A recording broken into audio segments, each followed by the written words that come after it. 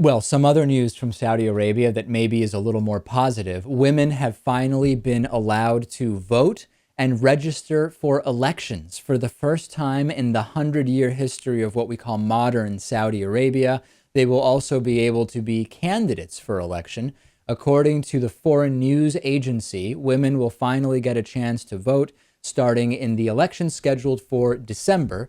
The media has stated that the announcement of this was actually made in 2011 by King Abdullah, and that now it is going to be put into effect.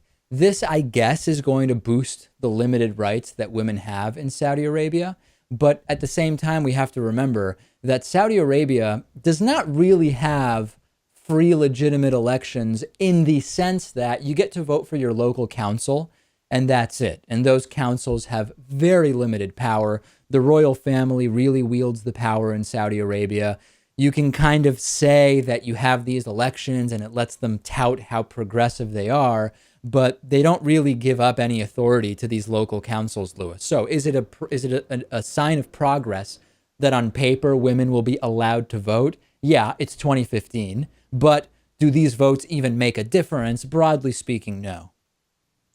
No, it's still a good thing. It's a step in the right direction. No one can see your face when you go out to vote, but you're still allowed to vote. And if you are running for office or council as a woman, are people allowed to see your face then? I mean, how does that work? These are all very fair questions. And let me remind you that it's pretty similar in Qatar, which is going to have a World Cup, which we've said numerous times should not happen. And we're still hopeful that the World Cup will be taken away from Qatar. They have the Shura Council in Qatar. They get to register their opinion and they can make recommendations to the government for action or for taking a position on an issue. Absolutely no real power. Maybe they get to decide, I don't know, where the speed bumps go. And this is a pretty ingenious way of sort of sedating the population that doesn't really have a sense that this is not democracy, right? Being able to vote for these councils that have essentially no power, it might make you think that you're participating in a democracy, and really it's not.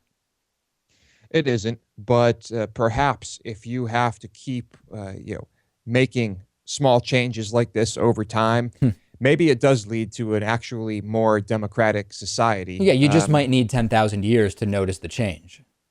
You might, but hey, if that happens in 10,000 years, at least it happens.